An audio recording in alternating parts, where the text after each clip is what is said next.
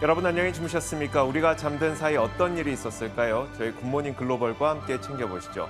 자, 지난주에 미국의 인플레이션이 확연히 꺾였다는 지표가 발표된 이후 시장은 반등세를 크게 보였었죠. 지난 금요일도 마찬가지였습니다. 급격한 반등세가 이어졌습니다. 자, 덕분에 그동안 시장을 짓눌렀었던 달러 강세도 완화됐고요. 국채 금리도 크게 떨어지면서 3.8% 정도 수준까지 10년물 기준으로 그 정도까지 떨어졌습니다. 자, 그러다 보니까 시장 전반적인 분위기 상당히 좋았고 지금 보시는 것처럼 3대 지수 모두 올랐습니다. 그 가운데 워낙 금리가 국채 금리가 하락하다 보니까 기술주 중심의 나스닥 지수가 1.8% 넘게 오른 채 마감됐습니다. 자, 여기에다 공교롭게도 중국에서도 호재가 나오고 있죠. 중국의 제로 코로나 정책이 좀 완화되는 모습이 계속 이어지고 있다 보니까 미국에 상장되어 있는 중국 기업들뿐만 아니라 그동안 중국 매출 때문에 큰 타격을 입었었던 명품 관련주들 그리고 의류 기업들 이런 기업들까지 동반 급등하는 현상이 나타났습니다. 물론 암호화폐 시장은 여전히 안 좋습니다. 주말 사이에 FTX가 결국 파산 보호 신청에 들어갔죠. 여기에 따라서 암호화폐 시장은 여전히 불안한 가운데 국내에서는 과연 그럼 얼마만큼의 자금이 여기에 타격을 받을 것이냐를 찾는데도 여념이 없습니다. 자, 이런 가운데 미국 시장은 그래도 좋은 모습을 보였으니까요. 어떤 일들이 있었는지 한번 살펴보도록 하겠습니다. 마감 시황부터 보겠습니다. 최서영 캐스터입니다. 현지 시간 11월 11일 금요일장 마감 상황 전해드리겠습니다. 뉴욕 증시는 이틀 연속 상승했습니다. 다우가 0.1%, S&P 500이 0.9%, 나스닥이 1.88% 상승했는데요. 전날에도 나스닥이 7%대 급등하는 등 큰 상승세를 보였죠. 현지 시간 목요일에 미국의 소비자 물가 지수가 기대치보다 낮게 나왔었는데 이에 연준이 긴축 속도를 둔화시킬 것이란 기대감으로 살아난 투자 심리가 이어지는 모습이었습니다. 시장 움직였던 주요 이슈들 자세하게 짚어보겠습니다. 지난 금요일에 소비자 물가 지수가 발표됐었는데요. 소비자 심리 지수가 발표됐었죠. 54.7로 나왔습니다. 지난달에 59.9 그리고 예상치였던 59.6을 하회했습니다. 연준의 지속적인 금리 인상으로 소비자들의 소비가 위축된 결과로 풀이되는데요. 이 때문에 연준의 긴축 속도 완화에 대한 기대감이 높아졌습니다. 중국의 코로나 정책에 변화의 바람이 불어오고 있다는 소식도 증시에 긍정적으로 작용했습니다. 중국은 해외 입국자와 밀접 접촉자에 대한 격리 기간을 기존의 10일에서 8일로 이틀 단축하는 등 방역 정책의 일부를 완화했는데요. 코로나19 감염자가 10,000명을 넘었음에도 불구하고 발표한 내용이기 때문에 향후 제로 코로나 정책에 대한 기대감을 높였습니다. 이번에 섹터와 종목별 흐름 확인해 보겠습니다. 커뮤니케이션과 임의 소비재 그리고 에너지 섹터가 2에서 3%가량 상승했고요. 기술 섹터도 1.7% 올랐습니다. 전일에 이은 달러 약세 흐름으로 알파벳 그리고 애플, 마이크로소프트 등도 상승했고요. 필라델피아 반도체 지수가 3% 상승하는 등 반도체 업종들도 좋은 흐름 보였습니다. 반면에 헬스케어 섹터 그리고 유틸리티 섹터는 각각 1% 하락했습니다. 종목별로도 자세히 확인해 보겠습니다. 코인베이스 소식부터 보겠습니다. 코인베이스는 파이퍼 샌들러에서 긍정적인 투자 의견을 제시하자 12.8% 상승했습니다.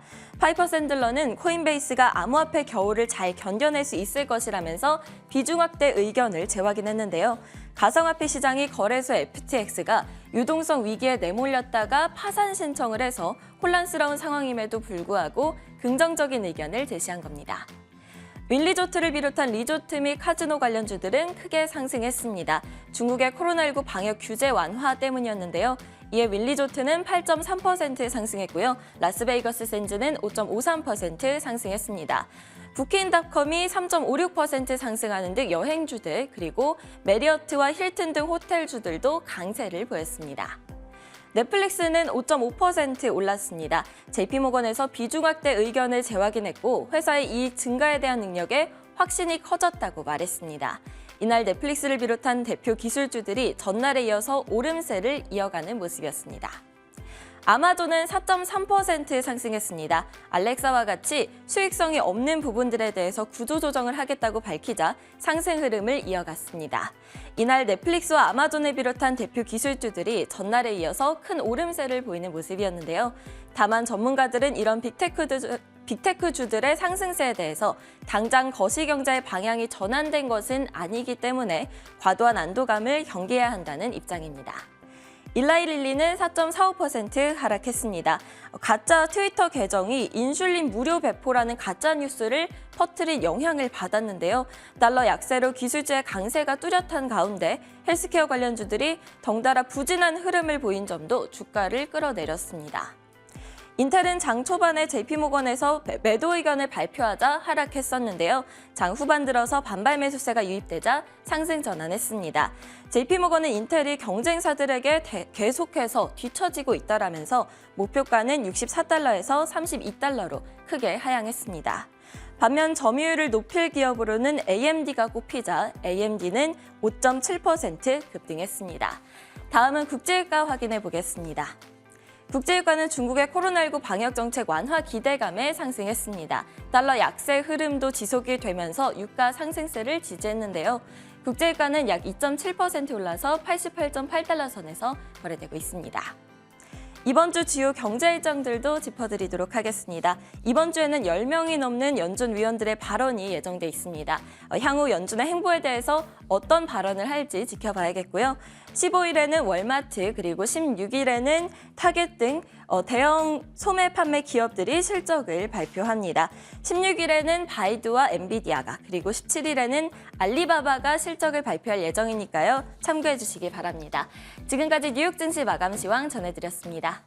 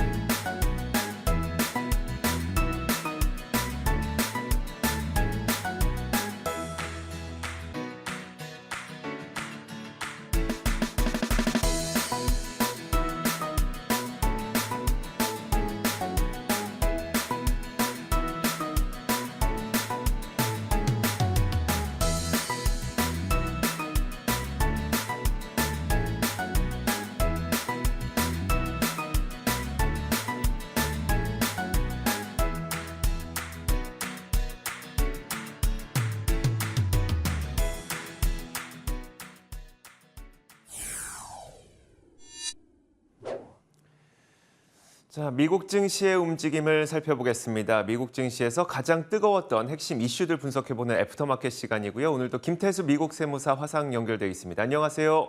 네, 안녕하세요. 자, 과연 오늘은 어떤 키워드들이 준비되어 있을지 첫 번째 키워드부터 만나보겠습니다. 자, 바로 첫 번째 키워드는 팬데믹 이후 최고라는 건데요. 뭐 여러 가지가 있을 것 같은데 오늘 얘기할 팬데믹 이후 최고는 어떤 내용일까요? 네, 시장의 지수들이 종합적으로 많이 올랐다라는 얘기인데요. 지금 2020년 초에 월스트리트에서 굉장히 강하게 올랐던 그런 이후에 가장 강하게 오른 주가 됐습니다. 지난 CPI 물가지수가 목요일에 발표되고 나서 S&P 500이나 다우지수, 나스닥 지수가 5%대, 7%대까지도 급등하는 모습이 있었는데 금요일날 상승세 이어가면서 나스닥 같은 경우에는 1.9%나 상승을 했습니다. 전반적으로 인플레이션이 정점을 지났다 이런 기대 심리가 굉장히 크게 작용하는 모습이었고 시장이 급등하고 있음에도 불구하고 또 한쪽에서는 많은 전략가들이 흥분하기에는 아직은 시기상조다 이렇게 또 주장을 하기도 하고 있습니다. 가장 큰 이유는 제롬 파월 의장이 매파적 행보를 지속할 것이다라는 것 때문에 그렇고요. 여기에 대해서 이제 EY 파슨의 이제 수석 이코노미스트 그레고리 데이커라는 분이 나와가지고 연준의 어떤 극단적인 데이터에 의존하는 그런 경제 지표들에 대해 가지고 굉장히 좀 노동시장이나 인플레이션 이런 것들이 시차를 보여주면서 결과적으로는 결국은 인플레이션이 떨어지더라도 경기 침체의 가능성을 굉장히 높이고 있다 이렇게 얘기를 했는데 짧은 시간에 지금 시장이 어떤 급등을 했는데 그 부분이 장기간 이어질 것이라는 측면에 대해서는 기대치는 좀 낮게 적용되는 모습입니다. 자, 요즘 시장이 이렇게 반등하다 보니까 투자자분들이 고민하는 것이 이렇게 반등을 이용해서 내가 일부 수익 실현 내지는 아니면 손실을 좀 줄이고 빠져나와야 되는 건지 아니면 지금부터 반등세가 되고 있으니까 불타기를 해야 되는 건지 고민 많이 되거든요. 어떻게 해야 될까요? 네, 지금 시장에 대해서 이제 종목들이 굉장히 많이 손바뀜이 많이 일어나고 있습니다. 지금 에너지 쪽에서 그런 모습이 있다가 지금은 전체적으로 나오는데 특히 이제 전기차 같은 종목들이 굉장히 빠르게 급등락을 보이고 있는 모습이 있고 전체적으로 시장에서는 계좌가 수익으로 돌아섰다면은 손실로 다시 돌아서기 전에 물량을 좀 줄이는 것이 수익 실현하는 것이 중요하다 이렇게 지금 얘기를 하고 있습니다. 그 배경으로 보면은 이제 차트를 통해서 우리가 알 수가 있는데 지금 현재 시장이 하락 추세 속에서 반등을 보일 때마다 N자형 패턴을 그리면서 상승을 할 때는 매물대에서 바로 조정을 받는 이런 모습들이 계속해서 반복되고 있는 상황들이 이어지고 있습니다. 그래서 차트 자세히 보시면은 지금 현재 상승 목표치를 34,360포인트 그 정도 구간까지 잡아놓고 있는데 이게 이제 10월 21일부터 이제 상승했던 폭 그리고 11월 3일부터 다시 상승하는 폭 요걸 계산해서 그 정도 기술적 지표를 통해서 이제 목표치를 잡아놓고 있고요. 그리고 지금 현재 이제 지난주 금요일에 나왔던 캔들에 대해서도 사실 분석이 많이 있는데 행매매라 그래가지고 한국말로 하면 이제 교수형이라고 불리는 하락 반전형 모양을 하고 있다는 쪽으로 지금 기술적인 차트들이 많이 분석을 하고 있습니다. 그래서 지금 34,000 구간 매물대에 막혀가지고 좀 하락을 할 수도 있다. 이렇게도 또 분석을 하고 있고, 결과적으로 지금 보면은 다우지수가 33,000포인트 구간에서 방향성 탐색하면서 좀 숨고르기를 할 수밖에 없는 상황이다. 이렇게 지금 얘기를 하고 있기 때문에 시간 조정도 조금 필요할 것 같고, 그리고 언제든지 또 악재가 나오면 이번 주에 뭐 타겟이나 월마트 실적 안 좋을 걸로 지금 예상이 되고 있거든요. 그래서 이런 것들이 나오게 되면 21선까지는 언제든지 또 하락할 수도 있다. 그렇게 지금 평가를 하고 있습니다. 그래서 전반적으로 계좌에 수익이 나게 되면은 즐겨보는 것보다는 짧게 수익 실현하면서 가는 게 더 유효할 것 같습니다. 네, 알겠습니다. 자, 이렇게 첫 번째 키워드 살펴봤고요. 이어서 두 번째 키워드 열어보겠습니다. 두 번째 키워드는 바로 이겁니다. 자, 달러 하락에 베팅해볼까라고 생각하시는 분 굉장히 많을 것 같아요. 인플레이션 지표가 지난주에 7%대로 떨어진다는 소식이 들려오면서 달러 인덱스가 급격하게 하락했고 이것이 전 세계 외환 시장에 커다란 여파를 주고 있는데요. 일단 달러 인덱스가 어떻게 움직였는지 한번 살펴보도록 하겠습니다. 자, 불과 지난 11월 3일까지만 하더라도 거의 112선에까지 치솟아 올랐던 이 달러 인덱스가 지금은 106선까지 크게 내려왔죠. 불과 열흘 만에 거의 6%가량 달러 인덱스가 떨어졌다고 보시면 될 것 같은데요. 지난 그 인플레이션 지표가 발표됐던 당일만 하더라도 달러 인덱스는 하루 만에 거의 2.2%가량 급락을 했습니다. 그만큼 13년 만에 최고치의 하루 하락폭을 기록했던 게 달러 인덱스였고, 자, 그만큼 이제 달러 가치가 크게 꺾이고 있다는 것이기 때문에 그럼 나도 한번 달러에 좀 달러 하락에 베팅해볼까라는 생각을 하고 계시는 분들 계실 겁니다. 자, 당연히 이렇게 달러 가치가 하락하다 보니까 다른 외환 시장에도 큰 영향을 미치고 있는데요. 대표적으로 살펴보자면 먼저 유로화의 경우는요. 1.0271달러까지 크게 올랐습니다. 8월 중순 이래 최고치를 기록하고 있고요. 영국 파운드와도 마찬가지로 목요일 당일, 그러니까 인플레이션 지표 발표됐을 때 하루 만에 3% 올랐고 그 다음 날에도 0.5% 이 상승세를 지속하면서 1.1758달러까지 올랐습니다. 엔화도 거의 이틀 만에 6% 급등했고요. 달러원 환율도 마찬가지로 뭐 열흘 만에 거의 110원가량 뚝 떨어졌죠. 그만큼 원화 가치가 크게 뛰어 올랐다는 것을 의미합니다. 자, 그러다 보니까 그럼 달러 하락에 무엇을 통해서 베팅할 수 있느냐를 볼 수 있을 텐데요. 몇 가지 ETF가 있습니다. 소개해드리자면, 자, 인베스코 US 달러 불리시 ETF라고 해서 이제 상승에 베팅하는 미국에 상장된 ETF가 있습니다. UUP라는 이 심볼을 사용을 하고 있고요. 자, 그리고 하락에 베팅하는 것은 바로 인베스코 US 달러 베어리시 ETF라고 해서 UDN, 다운이라고 생각하시면 됩니다. UDN ETF가 있고요. 국내에도 이런 ETF들이 여럿 있습니다. 그래서 코덱스 미국 달러 선물 레버리지 ETF, 상승에 2배로 베팅하는 ETF가 있는 반면에 미국 달러 선물 인버스 2배 ETF라고 해서 하락에 2배로 베팅하는 그런 ETF들도 있습니다. 자, 이런 걸 이용해서 사실 뭐 미국 달러의 상승과 하락에 베팅할 수가 있는데 요즘 때가 때이닌 만큼 그럼 나도 한번 달러 하락에 베팅해볼까라는 생각하시는 분들을 위해서 자, 이런 전략은 어떨까요, 세무사님? 네, 저도 곧 세금을 내야 되는 시즌이 돌아오고 있어서 달러가 좀 많이 낮아지면 좋을 것 같습니다. 얼마 전에 송금을 했는데 굉장히 1,400원대 송금을 했다가 이번에 보니까 또 1,300원대로 급락을 하니까 좀 배가 아픈 그런 상황이에요.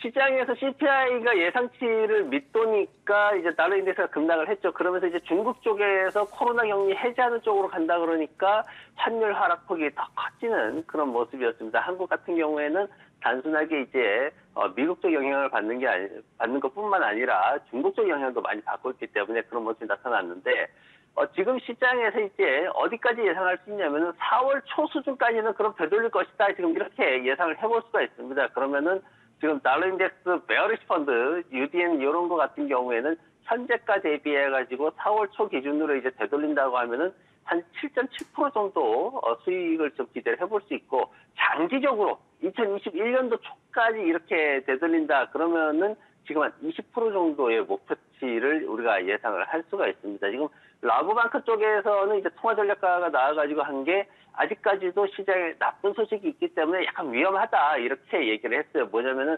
결국은 연준이 0.5%포인트라도 12월 달에 결국은 또 인상을 할 거다. 이것 때문에 좀 위험하다 이렇게 얘기를 한 거고 ING 쪽에서 얘기한 거는 지금 보면은 전반적으로 적극적으로 이제 약세 달러에 뛰어들기는 조금 꺼려진다 이런 또 얘기를 했습니다.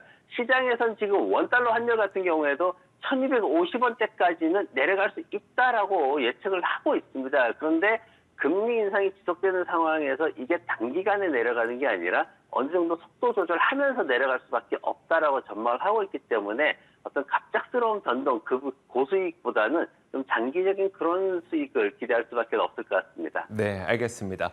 자, 달러 하락에 대한 이 베팅이 어떤 건지도 한번 살펴봤고요. 이어서 세 번째 키워드 공개하겠습니다. 자, 세 번째 키워드는 바로 이겁니다. 경기 침체 2023년. 물론 인플레이션 지표가 크게 꺾였다고는 하지만 내년 경기 침체를 예상하는 월가의 전문가들도 상당히 많은데 김태수 세무사님, 2023년에 경기 침체가 올 수 있다는 전망이 계속 늘어나고 있는 상태일까요?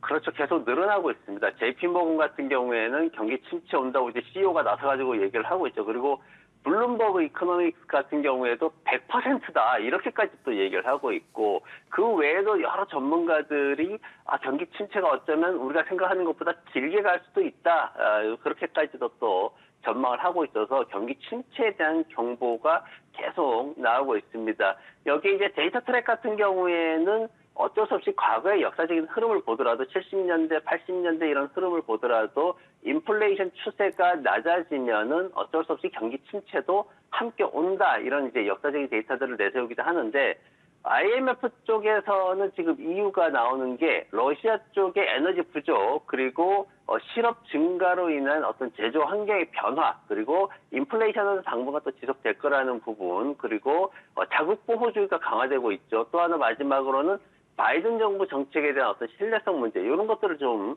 경기 침체에 빠질 이유라고 지금 예를 들고 있습니다. 그래서 전반적으로 경기 예측을 얘기를 할 때 기관들이 경기 침체를 한 목소리로 내고 있기 때문에 그에 대비해서 좀 준비가 좀 필요할 것 같습니다. 네, 알겠습니다.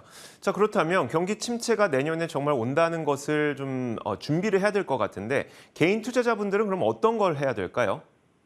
네, 지금 뭐 침체 온다 그래서 무조건 시장이 폭락하는 건 아닙니다. 침체가 오더라도 시장이 상승한다라는 걸 제가 이미 방송을 통해서도 말씀을 드린 적이 있는데 지금 이제 연말까지 남아있는 그런 스케줄들을 좀 보면서 우리가 시장에서 좀 대응을 해야 될 것 같습니다. 제가 이제 표로 간단하게 준비를 해왔는데 11월 15일 날 생산자 물가가 잡혀 있습니다. 지금 둔화될 전망인데 물가가 떨어지는 거니까 좀 긍정적이죠. 그리고 11월 29일 날 주택가격, KCC로 주택가격 나옵니다. 상승세 조금 둔화되는데 인플레이션 떨어지는 쪽이니까 또 긍정적이고 그리고 11월 30일 날 GDP 데이터 두 번째 추정치 나오게 됩니다. 성장세 2.6% 유지되고 나머지 가격 지수들 같은 경우에는 소폭 하락할 것으로 전망이 되고 있습니다. 그리고 12월 13일하고 1월 12일, 내년 1월 12일 날 CPI 물가지수가 이제 한 달에 한 번씩 나오게 되는데 지금 이 CPI 물가지수가 6%대 구간에 진입이 가능한가에 대해서 지금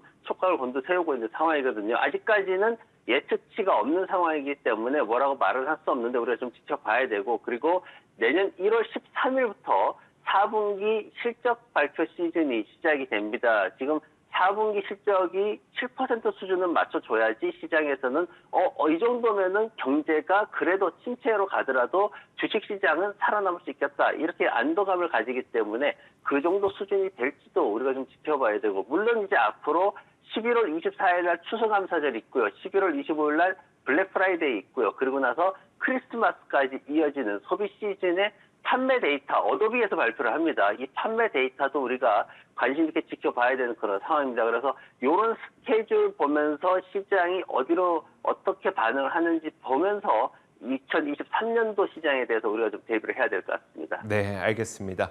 자, 우리가 2023년, 그러니까 내년을 준비하기 위해 앞서서 살펴봐야 될 경제 지표들까지 정리해 주셨습니다. 자, 이어서 마지막 키워드 한번 보도록 하죠. 마지막 키워드는 바로 이겁니다. 제로 코로나 완화가 거의 공식화되는 분위기입니다. 중국의 이 이야기인데요. 자, 어떤 일이 있었냐면 주말 사이에 이제 신화통신에 따르면 중국의 이 상무위에서 시진핑 국가주석 주재로 방역 정책 최적화를 위한 20가지 조치가 발표가 됐다고 합니다. 그 내용들을 보니까 내용 가운데 절반가량이 빠른 정상화 방안으로 채워졌었는데요. 기존에는 이제 방역 전쟁에서 승리해야 된다라는 기조가 계속 있었습니다. 그 말은 제로 코로나를 강행해야 된다는 의미로 해석을 할 수가 있는데, 이번에는 빠른 정상화 방안으로 내용 절반가량이 채워졌다는 것은 그만큼 이제 제로 코로나를 단계적으로 좀 완화하는 분위기가 계속 감지되고 있다, 이렇게 보시면 될 것 같습니다. 이번에 변화된 내용은 그래서 최적화된 방역을 어떻게 할 것이냐, 즉 제로 코로나 규제를 좀 완화할 건데 어떻게 하는 것이 나을 것이냐, 이런 방안들이 좀 담겼다고 합니다. 자, 그러다 보니까 시장 반응도 굉장히 광범위하게 일어나고 있는데요. 그러니까 중국 기업들, 미국에 상장된 중국 기업들뿐만 아니라 그동안 중국 때문에 많은 타격을 받았던 그런 기업들까지 일제히 올라가는 모습이 나타나고 있습니다. 대표적으로 중국은 전 세계에서 원유 소비 2위 국가죠. 그러다 보니까 당연히 제로 코로나가 완화된다고 했을 때 원유 소비량이 많아질 겁니다. 원유 가격, 브렌트유도 그렇고요. WTI도 그렇고 한 2% 넘게 오르는 모습을 보였고, 그 다음으로 중국에서의 명품 소비는 정말 상상을 초월할 만큼이죠. 하지만 지금까지는 제로 코로나 정책 때문에 이 명품 소비가 굉장히 주춤했습니다. 이 때문에 규제가 완화된다는 기대감 덕분에 루이비통, 캐링, 에르메스 이런 유럽 기업들이긴 하지만 이런 기업들도 주가가 동반 급등하는 모습이 나타났습니다. 자, 뿐만 아니라 중국 내에서 굉장히 인기 있었던 일반인들이 많이 입는 스포츠 의류라든지 이런 것들도 소비가 굉장히 저조할 수밖에 없었는데요. 그러다 보니까 나이키가 6.6% 올랐고요. 아디다스가 8%, 랄프로렌도 9.4% 올랐습니다. 여기서 아디다스도 사실 유럽 시장에 상장되어 있는데 제가 전체적인 좀 흐름을 보여드리기 위해서 유럽과 미국 가릴 것 없이 한 표에 좀 몰아놨습니다. 자, 마지막으로 카지노도 빼놓을 수가 없겠죠. 카지노에 방문할 것이라는 기대감과 함께 라스베가스 샌즈, 윈 리조트 이런 가릴 것 없는 이 중국의 영향이 있을 만한 것들은 모두 다 올라가는 그런 모습을 보였는데요. 자, 이제 중국의 제로 코로나 완화가 정말 가시화되고 있는 것 같거든요. 제가 보여드렸던 이 표현에 있는 내용들 말고도 확실히 만약에 규제가 완화될 경우 개인 투자자분들이 좀 수혜를 볼 수 있을 만한 기업이나 아니면 산업이 존재할 것 같아서 어떤 것들을 좀 주목해 보면 좋을까요? 네, 섹터별로는 항공, 관광, 전기차, 반도체 이렇게 대부분 알고 있듯이 그렇게 집중이 될 것 같습니다. 근데 이제 우리가 좀 생각을 해봐야 될 게 뭐냐면은 미국 경제 얘기할 때 우리가 햄버거냐 피자냐 이제 이런 얘기 하거든요. 바로 시장 소비 트렌드를 분석하는 그런 방법인데, 지금 중국 리오프닝 얘기할 때 그렇다면은 중국 본토 기업에 투자해야 되느냐 아니면은 미국의 글로벌 기업에 투자를 해야 되느냐, 이걸 좀 생각을 해봐야 될 것 같아요. 왜냐면은 알리바바와 스타벅스라는 회사를 가지고 우리가 예를 들어서 생각을 해보면 지난주에 알리바바는 주가가 거의 제자리였어요. 1%밖에는 안 올랐습니다. 근데 스타벅스 같은 경우에는 지난주 일주일 동안 거의 10% 가까이 올랐거든요. 그러면 이게 뭐냐면은 알리바바는 올해 회계 연도에 매출이 수입이 마이너스 11% 감소할 것으로 지금 예상되고 있는 그런 기업이고, 스타벅스 같은 경우에는 중국에 6,000개 이상의 매장이 있는데 거기에서 중국 매출이 지금까지 마이너스 20%나 감소했지만 그럼에도 불구하고 2023년도 수익이 15% 더 증가할 것이다, 그렇게 기대가 되고 있는 기업입니다. 그러면 중국 매출이 늘어나면 중국 수익도 더 크게 늘어날 수 있고, 그러면 주가 상승도 더 크게 되죠. 그래서 현재 수준에서 어떤 섹터의 어떤 종목들을 보실 때 과연 본토 기업이 유리하냐 아니면은 미국 글로벌 기업이 유리하냐, 그 기준은 결국은 기존의 펀더멘탈이 상대적으로 강한 기업을 찾는 것이 투자에 더 도움이 될 것으로 그렇게 보여집니다. 네, 알겠습니다. 자, 이렇게 지난 금요일 시장에서 가장 핵심적인 이슈를 살펴봤습니다. 애프터마켓 시간이었고요. 김태수 미국 세무사와 함께 이야기 나눠봤습니다. 고맙습니다. 네, 고맙습니다.